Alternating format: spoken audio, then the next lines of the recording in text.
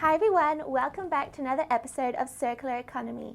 I'm your host, Manon Beauchamp-Tardieu, CEO and co-founder at Little Green Panda, a Melbourne startup that's on the mission to eliminate single-use plastics with drinking straws made from plants.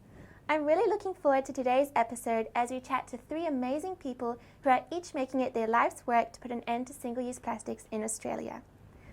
On today's show, we'll be hearing from Ebony Johnson, who will share with us the latest news around the plastic bans coming into place across Australia by 2025. Dr. Pete Cass, who will explain what bioplastics are and if it's the best alternative to regular plastics. And finally, John Mole, who will introduce to us his innovative service to replace disposable plastic cups at events and stadiums. Our first guest is Ebony Johnson, Policy Manager with the National Retail Association, which is a peak industry body representing over 39,000 retailers, large and small, across Australia. The association is highly active and experienced in retail sustainability projects, from container deposit schemes to plastic bans. Hi, Ebony. It's so great to have you come on the show. I must admit, I've been really looking forward to having you speak here today. Oh, thank you for having me. It's great to be here. Look, the pleasure is all mine, and what I'm understanding is that it's been a very busy couple of years for you and National Retail Association. Do you want to share a little bit more about what you've been up to? Sure thing. So I'm in the policy team at the National Retail Association. A lot of the topics I work across are sustainability based. We do everything from retail crime to things impacting businesses, but sustainability, I'm sure you would agree that that's been impacting businesses, particularly retail and their supply chain and customers. So that's been quite a focus of ours for the last couple of years. So we've been working right from the bag bans that are spread across Australia. Each state did it a little bit differently. So we were engaged and worked very closely with government to really help retailers through the process in the last couple of years. And that's really seen a much higher compliance level and greater, smoother transitions. And now most recently, so we have a sustainability committee that we run with national retailers and government. We're on all the task forces that are surrounding the plastics economy and things like that. And now we're currently working on the single-use plastic bans rolling across Australia. Wow, it sounds very exciting and a lot on your hands. How is with the single-use plastic bans coming into place and all these new legislations, how are you helping businesses making sure that they're doing the right thing with these bans? Sure thing. Yeah, I think one of the key things is really about education and firstly understanding the ban. Unfortunately, all of the states and territories do it slightly different. We're definitely always pushing for national consistency, but that is their prerogative. We do work with the federal government as well, but with these single-use plastic bans, like bans on straws and cutlery and things like that, it's definitely the states taking the lead.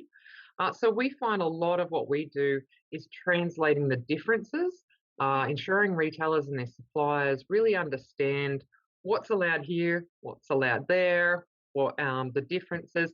And we also have a role to really represent industry to government, even before the legislation is finalised, to really express what challenges, what exemptions might be needed and timings and things like that. As much as we can, we try and put forward industry's perspective to make sure it's smooth. Oh, that's awesome. I'm sure that'll be very helpful to a lot of people because, as you were saying, every state has different rules. And if, for example, how does that affect you if you're in South Australia compared to in Victoria, for example, or Queensland? It's very difficult if you work across those states. It's probably okay if you just work in that jurisdiction, but I think in this modern age, there's rarely a business, even a tiny micro business, that only operates in one jurisdiction because they usually have an online presence. So national consistency would be a really great thing moving forward. However, some of them are banning similar things, but the exemptions really vary. So, for example, South Australia, as of the 1st of March, they banned straws, cutlery, stirrers, things like that, but they didn't allow bioplastics as the alternatives. In contrast, Queensland, which their ban comes in on the 1st of September, similar items, a few extra things like bowls and plates, but they're allowing certified compostables. So Gotcha. it means that we really start developing a national strategy because we work with the largest to the smallest. Hmm. And so we look for the commonalities. And so in Queensland, we're not recommending retailers go towards bioplastics in Hmm. cutlery, straws, and stirrers because really you're only going to be able to sell them in one jurisdiction.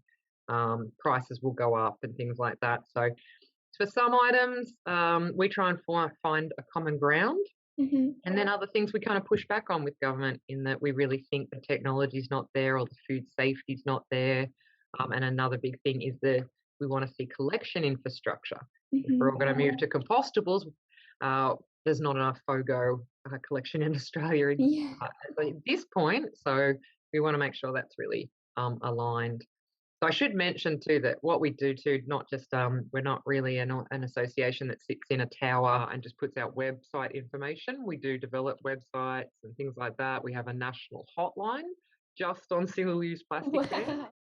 We're handling all that for the governments because often governments are under-resourced in that, and we can explain it in a way businesses understand. Hmm. And how can businesses, for example, if there's a business that having a question that doesn't know if they can use this product or any other alternatives, do they just simply go on the National Retail Association website, or how can they get in contact with you? If they're crossing across states, it's probably best they call our hotline, 1-800-844-946, which is Okay. our single-use plastics hotline, Mhm. because our team can kind of help them across the states. Every state has their own website. Mhm. So sometimes the governments do that website where, say, in Queensland, we're the ones who've actually designed the website and we've designed it from the perspective of business. So Mhm. queenslandplasticsban.com.au. We're actually working on a website that'll bring this information together for retailers too, but it is all currently on the NRA's website. But probably one of the easiest things is just call us and have a chat. Okay. Um, we're happy to have a chat with people because everyone's got a unique situation, and that's also probably what we do differently is we're actually engaged by government to go and walk door to door to go and tell businesses Right. about these bans. Okay. So So we you've got a we big team behind you. yes, yes. So we did this with the plastic bag bans. We know small business, they're busy working 7 days a week. They can't get out of their business for a workshop, and many of them don't have time to do a webinar and things like that. So Mm. we as much as we can, we hit the streets in from everywhere, from Cairns, we did WA right up to Port Hedland and Karratha and Broome. We walked the main retail precincts and just dropped in on businesses. Oh, that's so good. I think that's very probably going to be the most impact because, as you were saying, I know personally with Little Green Panda, I always find that a lot of companies don't know, like retailers don't know about what's banned and what's not and where to get help. So having actually people coming in to the stores, being able to actually tell what is allowed and what they can do and the alternatives is going to be really, really helpful. Exactly. Yeah, we found it really worked with the bag bans. People really appreciated just that personal touch. Mm-hmm. And I think it really helps them to comply. I don't really find retailers trying to avoid the law or not be compliant. I think Mm-hmm. there's this perception. They're all trying to do the right thing. Yeah. But if they don't have the right information, and all of us aren't plastic experts, and we don't Mm-hmm. have the time to be. I was going to ask when you is most people like the retailers, are they more in favor that there's these single use plastic bans coming to place? Like, are they? Yeah, you were sort of saying they're not against it, and is that because you're able to offer them with alternatives that they can simply just replace in their stores? It's a bit of a combination. I'd say people are really generally supportive. Mm-hmm. Businesses are supportive of these measures if they're really practical, well timed, well reasoned, very clear. So definitions need to be clear just so that you can actually act on it. So a lot of the pre-work we do with governments is really trying to get that clarity. And then one of our major messages, we don't want businesses to just swap out alternatives, and they will increase their costs that way. If you keep giving away the same amount of stuff for free, Mm-hmm. particularly in food businesses, you keep giving away that cutlery and now it's 10 times more expensive, it's going to cost you more and you're going to have to raise your prices or something. So, first thing is we try and encourage, do you really need to give it away with every purchase? Can you start to get your customers used to, oh, I don't really need a straw, or I'm taking this back to the office, I don't need cutlery. Mm-hmm. So pushing back on these bans are actually an opportunity to do it with the cover of the ban of really changing that behaviour and perception, because we don't just want to keep increasing our costs just by Yeah, buying more and more expensive stuff. makes sense. Oh, that's awesome. Well, this was such a fruitful conversation, Ebony. Thank you so much for sharing this with me. I'm really excited to be able to let people know that there is a place that they can go to and get help if they have any questions or concerns regarding the plastic bans coming into place in whichever state that you may be. So thank you so much for coming on the show and sharing your wisdom with us. Really appreciate it. And good luck for the rest of the rollout across the states. I know you're going to be very busy. Thank you so much. And I just sent out that message to everybody. If you need help, ring us up. Don't be afraid. It's all free. We don't charge you or anything. You don't have to be a member. But do keep your eye on all of these bans. Some of them in the works could be a little bit problematic for some. So do make sure that you keep your eye on that and reach out if you're worried at all. Amazing. Thank you so much, Ebony. And I'll talk to you soon. Wonderful. Thanks for your time. Bye. Take care. After the break from our sponsor, we have Dr. Pete Cass, a principal research scientist at CSIRO with over 20 years of experience in the field of polymer chemistry.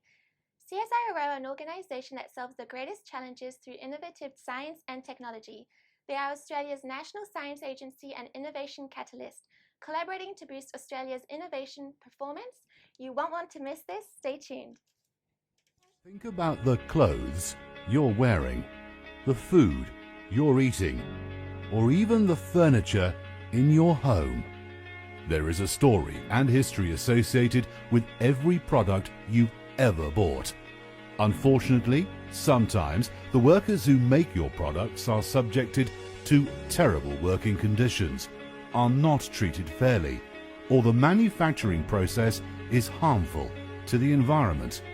There are many forms of modern slavery and damaging production methods, but it's up to us, industry leaders and the consumers themselves, to take a stand so that we can contribute to a healthier planet and to changing the lives of everyone involved across the global supply chains for the better. Ethical Trade Alliance enables buyers to make informed choices on all of the products they purchase. Welcome back. Our next guest I'm very happy to introduce is Dr. Pete Cass, a principal research scientist at CSIRO.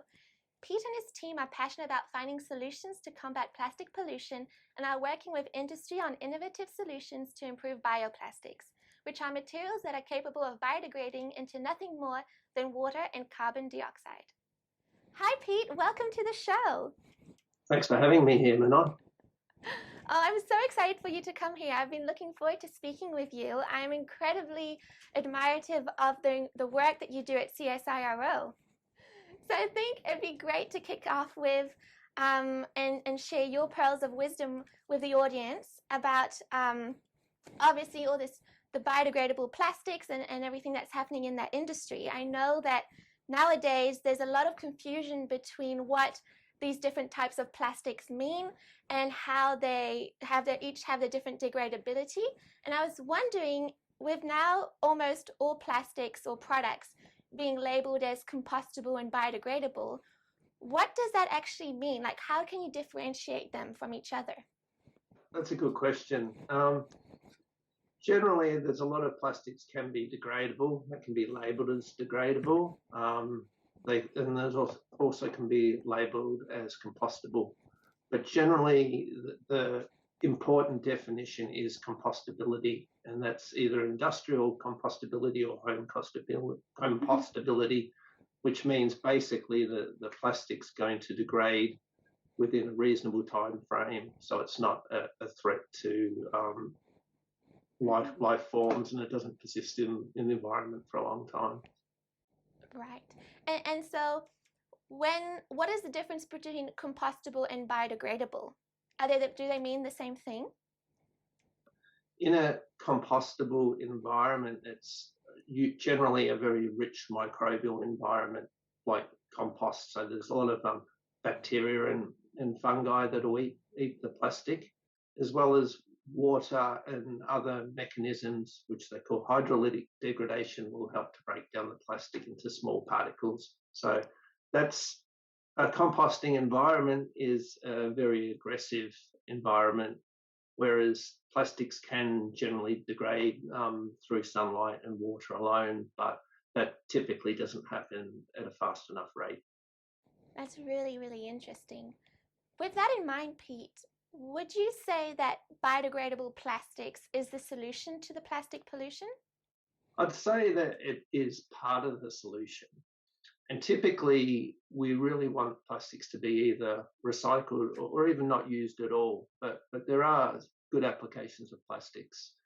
Now, the plastics that are good for biodegradability might be plastics that can't be typically recycled because they're contaminated with food. And another thing might be plastics that are used in an environment that is prone to incidental disposal, for example, picnic ware and other applications that plastics might be used in. Right. Okay. That's also really interesting to hear, because I think a lot of people just assume that anything that's labeled as biodegradable will just naturally break down. But I think when you think about it, pretty much everything is biodegradable, even from our phones to glasses. And it's, I guess, the different meanings behind the labeling and degradability. And so I guess my third question would be, when there's these different types of conditions for these plastics to break down, we often call it like industry compostable or home compostable. Do you mind sharing what that actually means when a product is labeled industrially compostable? So home compostability is a plastic that you can take after using it and just put it in your home compost bin. But something that's home compostable can definitely be composted in industrial composting. They're both totally different conditions. An industrial process, what that relies on is temperatures around about 60 degrees Celsius and a compost. So that enables some more crystalline plastics to break down at a fast rate. Whereas home compostable, the films that they use, the plastic films, are typically a lot thinner than industrial compostable films. Wow. Okay. That's really interesting, because I don't think a lot of people know about that there is such a big difference. And in Australia, do we have those facilities to be able to properly, like if those items need to go in a specific facility where the heat is higher than a home compost bin for it to break down, are we prepared in Australia to I guess, for those sort of conditions? Yes, we are. There's a lot of municipalities around Australia that have industrial composting. According to the Australasian Bioplastics Association, there's over 150 different commercial composters in Australia. They will approach that compostability problem. And that doesn't always mean putting these plastics into your green waste, which is not compost. That's what I was going to ask you. I was going to ask you, what happens if, for example, I receive a takeaway container that's commercially compostable, but I don't have that bin in my house and I put it in my normal bin? What will happen there? It'll be buried in landfill, and that's not a good option for biodegradable plastics. Typically, a process of biodegradability or composting that we require for these sort of plastics is an oxygen environment, and it produces methane, which is a pollutant, rather than carbon dioxide, which is safe in this application. Interesting. I see. And so do you think there's room, like, do you think there's room for improvement when it comes to the bioplastics in general? And how does CSIRO fit in there? It is challenging. Bioplastics and biodegradable plastics are generally costly. So methods to reduce the cost is very attractive. If we can make better barrier films that are also biodegradable, that'll be very helpful. If we can improve the strength of these materials, it'll be quite commercially attractive as well. We are looking at different aspects of this and actively researching at the moment. Oh, wow. Well, sounds like you guys are going to be very busy, as I believe that's going to be the way of the future in terms of food packaging. It will be if we hit these targets that we're trying to achieve. So it's an exciting future, and if it can make a difference to the environment, very, very good. That's incredible. Well, again, I'm a big admirer of the work that you and your team do at CSIRL. And thank you again so much for coming on here on the Circular Economy Show to share your knowledge and expertise on the matter. I'm sure this is going to be really helpful for the audience listening. Thank you again, Pete, for coming on, and I look forward to chatting to you again soon. Thanks for having me. Speak to you soon. I'm really pleased to introduce our next guest, John Mole, the founder and CEO of eCup Reusable Cups, a reusable serviceware solution to help reduce the carbon footprint, help reduce unwanted waste into landfill, all whilst boosting local manufacturing opportunities in South Australia. Hi, John. Welcome to the show. Hi, Manon. Thanks for having me. It's a privilege. Thanks for chatting with me today. So let's get right into it. I would love for you to introduce yourself and share us a little bit more about the reason why you started eCup Reusable Cups in the first place. Well, eCup Reusable Cup is, I put it together on a circular economy to invent and put something together so that the market had a helping hand to save the environment, look after people, look after events, save money, post-cost cleanups, and have a bit of fun. Love it. You got to have fun in what you're doing, for sure. And this is for a good cause, because of what I'm understanding is that these cups are reusable. It's a reusable wear service, so people can hire them for events. Is that correct? They can buy or hire. There's a lot of different reasons why or how they can have them, but it's designed on a full circular economy. So it's designed not to hit landfill. It's designed to be reusable and washable hundreds of times as a collectible item. It's got a charity profile at the same time. So it's designed to help everybody all around. I love that. That's brilliant to hear. And so these cups, what are they made of, and where are you making them? Okay, eCup reusable cups are made out of polypropylene, which is a one process, and they've also got a polypropylene label on them, which is a reverse label, which means that once you print your label on it, you can't scratch the label. It's in the wall of the cup. Wow. And a big result that's happened through the hard times we've all been through is that eCup reusable cups is manufactured in Adelaide, Australia, all of it. No way. So it's all Australian made now. So it's that's awesome. It's been a good cause to everyone and great manufacturing. So you're supporting local businesses, manufacturing businesses, rather than going overseas to make them. Exactly. When I first started, it was by the end of eCup reusable cups, I've actually put 8 companies together that now do a network of business together. So it's a big story, and it's a huge story for South Australia and Australia really to get manufacturing done here. And well, I think that's all about supporting each other, especially now with COVID. It's very hard, and I think we're becoming more reliant on using the resources and the companies that we have here in Australia rather than being so dependent overseas. So well done for doing that. Thank you. I agree with that, and I think it's always a good cause to actually start looking after the environment and looking after what we do and thinking about what we're doing a little bit better than what we were doing. So now we think and now we work together. So it's all good for the same cause. I can totally agree.